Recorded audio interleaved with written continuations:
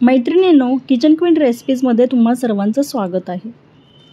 पालकचे पराठे संपूर्ण दिवस मौसूत राहण्यासाठी तुम्ही या पद्धतीने बनवा। मुलांच्या डब्यात जर बनवून दिले तर मौसूत राहणारे, वातडणे होणारे असे पालकचे पराठे बनवायचे आहेत।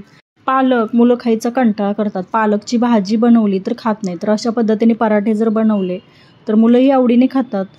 मुलांच्या डब्यासाठी पालकचे पराठे बनवायचे होते, त्यासाठी पालक स्वच्छ नीट करून घेतला, 2 ते 3 वेळा धुवून घेतला। पालक आपल्याला 1 मिनिटासाठी शिजवून घ्यायचा आहे आणि त्याची प्युरी बनवून घ्यायची आहे।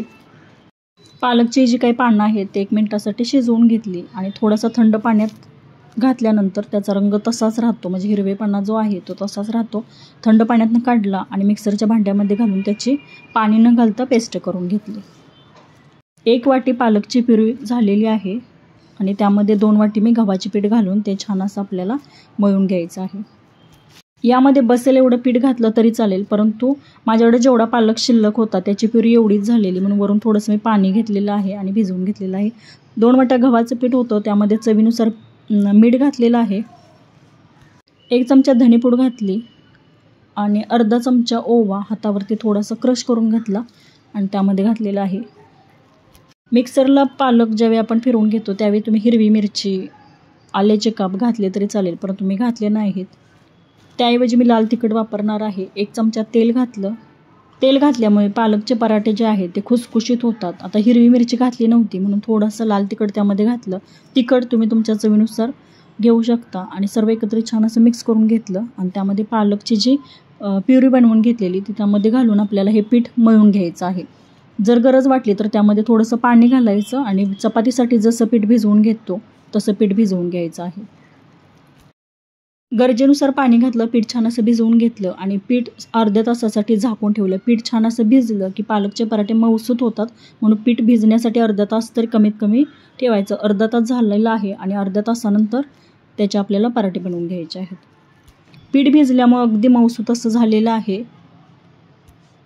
थोडंसं हाताला तेल लावून घेतलं आणि त्याचे लहान लहान गोळे बनवून घ्यायचे। पुरीसाठी आपण जेवढा गोळा बनवून घेतो पिठाचा तेवढा बनवून घ्यायचा। मग लहान मोठ्या आकाराचे तुम्हाला जसे पराठे बनवायचे आहेत तसे तुम्ही बनवून घेऊ शकता। हे जर पीठ भिजलं नाही, लगेच जर पराठे बनवण्यासाठी घेतले तरी ते पराठे थंड झाल्यानंतर वातड होतात, म्हणून नेहमी अर्धा तास तरी पीठ हे भिजू द्यायचं। एक मध्यम आकाराचा गोळा घेतला, थोडंसं दोन्ही बाजूने पीठ लावून हे आपल्याला याचे पराठे लाटून घ्यायचे आहेत।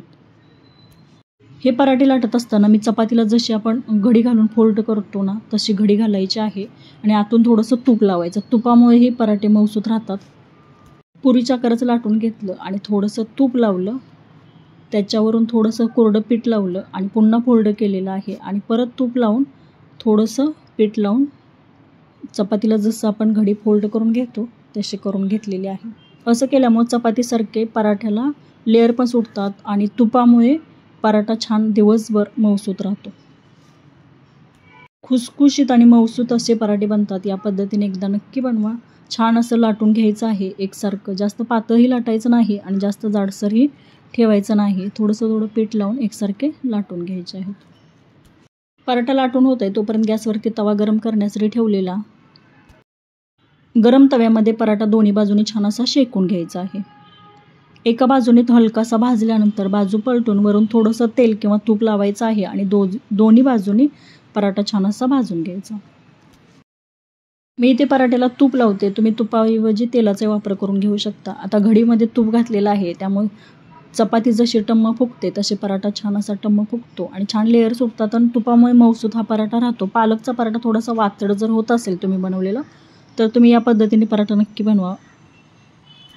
दोन्ही बाजूंनी छान असा हलकासा ब्राऊन होईपर्यंत भाजून घ्यायचा आहे।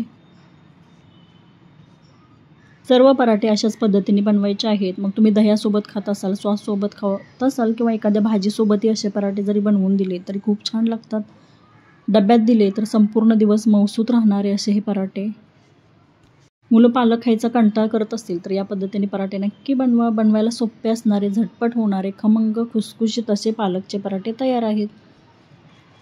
व्हिडिओ आवडला असेल तर नक्की लाईक करा। असेच नवनवीन व्हिडिओ पाहण्यासाठी किचन क्वीन रेसिपीज या चॅनलला नक्की सबस्क्राईब करा। ही रेसिपी लाईक करा, शेअर करा आणि कमेंट करा। चॅनलवरती नवीन असाल तर सबस्क्राईब नक्की करा। व्हिडिओ पाहिल्याबद्दल धन्यवाद।